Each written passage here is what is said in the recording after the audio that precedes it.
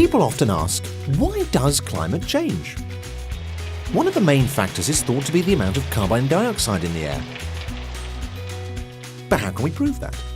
Perhaps by studying polar ice. Because sealed in the different layers of ice, hundreds of meters down inside the ice cap, are air bubbles several thousand years old. There are a number of ways to find these air bubbles. The most widespread technology is core sampling.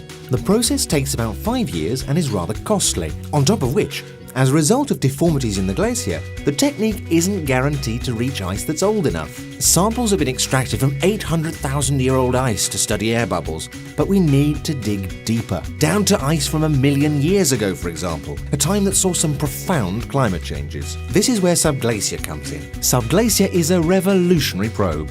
First of all, it is a machine that drills down into the ice. Quicker than the traditional core sampling technology, it samples the air trapped in layers of ice more than 1 million years old, and in a very short time. This probe uses highly innovative laser technology that allows air bubbles trapped in the ice to be analysed optically and instantaneously without bringing it back up to the surface.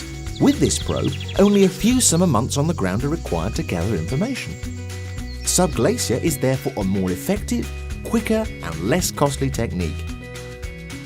Thanks to information gathered by SUBGLACIOR from air bubbles trapped in the Antarctic ice, we will be able to delve further back into the history of our planet's climate, understand its evolution, the better to understand our present climate and anticipate future climate variations.